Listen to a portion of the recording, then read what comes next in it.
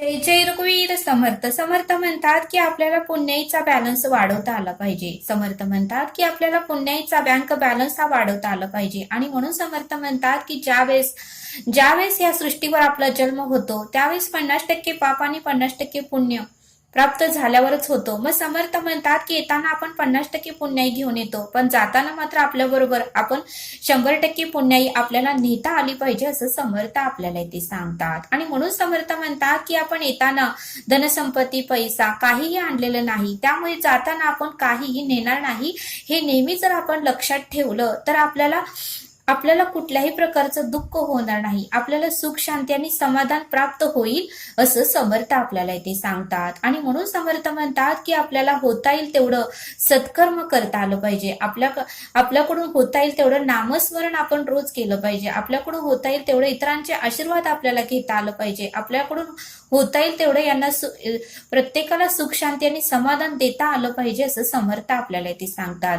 हे जर आपण केलं तर आपल्या कार्डवर हे पुण्याईचा बॅलन्स हा वाढणार आहे आणि आपल्या बँकेमध्येही पुण्याईचा बँक बॅलन्स हा वाढणार आहे असं समर्थ आपल्याला इथे सांगतात.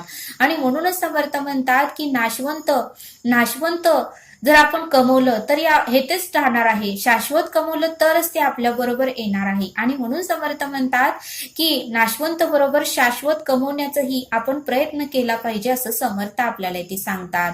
आणि म्हणून समर्थ म्हणतात की पैसा कमवण्याकडे आपण इतकं लक्ष देतो की आपलं नामस्मरण करण्यात, सत्कर्म करण्यात, इतरांचा आशीर्वाद घेण्यात, इतरांची सेवा करण्याचं कार्य आणि कर्म हे राहूनच जातं. आणि मग शेवटी वृद्धापकाळ येतो आणि मग नंतर मात्र आपल्याला पश्चाताप होतो की आपण हे आयुष्य असंच वाया घातलं. किती अनमोल आयुष्य आपल्याला मिळालं होतं, पण आपण इतरांचे आशीर्वाद घेतले नाही, थोड्या मोठ्यांचे आशीर्वाद घेतले नाही, इतरांची सेवा केली नाही, इतरांचा आशीर्वाद घेतला नाही, असं आपल्याला वृद्धकाळी वाटू नये. आणि म्हणून समर्थ म्हणतात की आपल्याला समतोल साधता आलं पाहिजे, आपल्याला पुण्याही कमवता आली पाहिजे आणि आपल्याला जे संसारात जे काही खर्च आहे तेही आपल्याला कष्ट करून भागवता आलं पाहिजे. या दोन्हीकडेही आपल्याला लक्ष देता आलं पाहिजे असं समर्थ आपल्याला इथे सांगतात. आणि म्हणून समर्थ म्हणतात की आपल्या घरात पुण्यवान व्यक्ती असेपर्यंतच आपल्या घरात कोणत्याही प्रकारचे नुकसान होत नाही. आपल्या घरामध्ये पुण्यवान व्यक्ती असेपर्यंतच आपल्या घरात कोणत्याही प्रकारचे नुकसान होत नाही. म्हणून समर्थ म्हणतात की जोपर्यंत पुण्यवान व्यक्ती आहे तोपर्यंत आपल्याला सुख शांती प्राप्त होते, पण एकदा का पुण्यवान व्यक्ती आपल्या घरातून निघून जाते त्यावेळेस मात्र आपल्याला त्रास होतो असं समर्थ आपल्याला इथे सांगतात. आणि म्हणून समर्थ म्हणतात की लंकेमध्ये जोपर्यंत विभीषण होते तोपर्यंत रावणाला सुख प्राप्त होते. लंकेमध्ये जोपर्यंत विभीषण होते तोपर्यंत रावणाने किती जरी पाप केले तर विभीषणाच्या पुण्याईने रावणाला सुख प्राप्त होत होते. कारण विभीषणाचे अखंड श्रीरामांचं नामस्मरण होतं, सत्कर्म होतं, थोड्या मोठ्यांचे त्यांनी आशीर्वाद घेतले होते, त्यामुळे विभीषणाची पुण्याई भरपूर होती. त्यामुळे रावणाने जरी पाप केलं तरी विभीषणाच्या पुण्याईने रावणाला सुख हे प्राप्त होत होतं असं समर्थ आपल्याला इथे सांगतात. पण ज्यावेळेस मात्र विभीषणासारख्या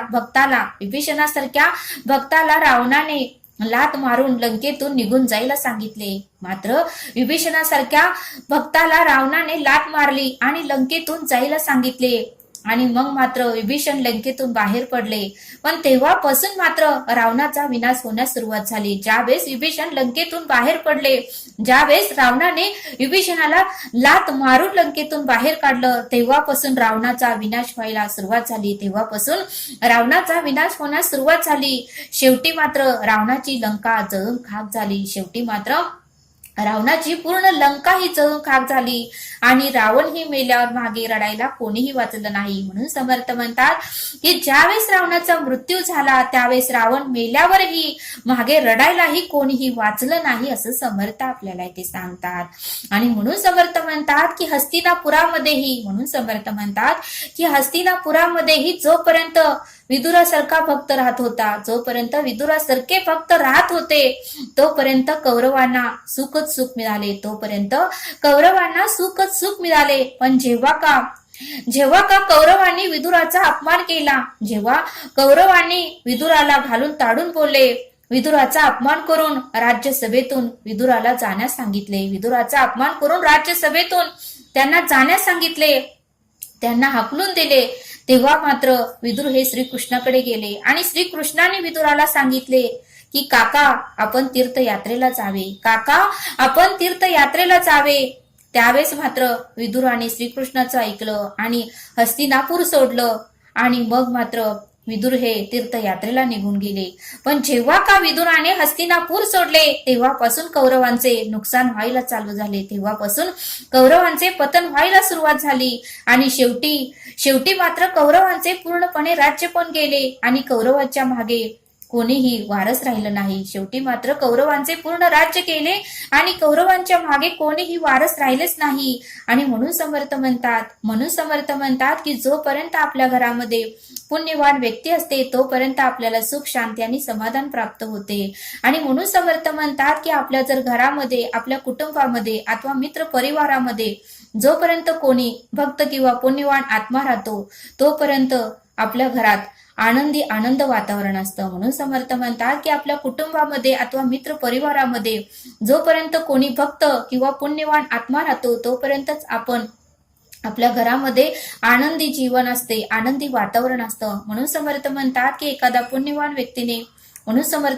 एखाद्या घरात एखाद्या पुण्यवान व्यक्तीने जर आपल्या घरामध्ये पाय ठेवला तर आपल्या घरातील पीडाही निघून जाते. आपल्या घरामध्ये पाय ठेवला तर आपल्या घरातील पीडाही निघून जाते आणि आपल्या घरामध्ये चांगले दिवस येतात आणि आपल्या घरामध्ये सुख, शांती प्राप्त होते असं समर्थ आपल्याला इथे सांगतात. आणि म्हणून समर्थ म्हणतात की कौरवांसारखं आणि रावणासारखं आपणही कुठल्याही भक्ताचा अपमान कधीही करू नका. आपणही आपल्या कुठल्याही भक्ताचा अपमान कधीही करू नका. आणि म्हणून समर्थ म्हणतात की कौरवांसारखं, रावणासारखं कुठल्याही भगवंताच्या भक्ताचा अपमान कधीही करू नका. कारण असं जर आपण केलं तर रावणासारखं आणि कौरवांसारखी आपली ही अवस्था होईल असं समर्थ आपल्याला इथे सांगतात. आणि म्हणून समर्थ म्हणतात की पूर्वजन्माच्या पुण्याईनेच आपण आपल्या घरामध्ये आनंदाने जीवन जगत असतो. आणि म्हणून समर्थ म्हणतात की आपल्या घरामध्ये, आपल्या परिवारामध्ये, आपल्या कुटुंबामध्ये कोणी भक्ती करत असेल तर त्याचा अपमान करू नका. आपल्या घरामध्ये, आपल्या कुटुंबामध्ये कोणी भगवंताची भक्ती करत असेल, पाठांतर करत असेल किंवा रामायण जर वाचत असेल तर त्याचा अपमान करू नका. त्याचा सन्मान करा आणि त्याच्या मार्गदर्शनाप्रमाणे वागण्याचा प्रयत्न करा. त्याचा अपमान करू नका, त्याचा सन्मान करा आणि त्याच्या मार्गदर्शनाप्रमाणे वागण्याचा प्रयत्न करा. आणि म्हणून समर्थ म्हणतात की संसाराची गाडी कोणाच्या तरी पुण्याईने चालत असते. आपल्या प्रत्येकाच्या संसाराची गाडी ही कोणाच्या तरी पुण्याईने चालत असते. आणि म्हणून समर्थ म्हणतात की जर आपल्या घरामध्ये आई वडील असतील किंवा आपल्या घरामध्ये आजी आजोबा असतील किंवा आपल्या घरामध्ये जर अतिथी आले असतील तर नेहमी त्यांचा सन्मान करा. नेहमी आई वडिलांचा आशीर्वाद घ्या. आपल्या वयोवृद्ध आजी आजोबांचा आशीर्वाद घ्या. नेहमी त्यांचा सन्मान करा आणि सद्गुरूंनी दाखवलेल्या मार्गाप्रमाणे चालण्याचा प्रयत्न करा. आणि सद्गुरूंनी, परब्रह्माने, ईश्वराने दाखवलेल्या मार्गाप्रमाणे चालण्याचा प्रयत्न करा. आणि देवाची भक्ती करत राहा म्हणजे जीवन हे आनंदाने भरभरून जाईल. देवाची भक्ती करत राहा म्हणजे आपलं जीवन आनंदाने भरभरून जाईल असं समर्थ आपल्याला इथे सांगतात. आणि म्हणून समर्थ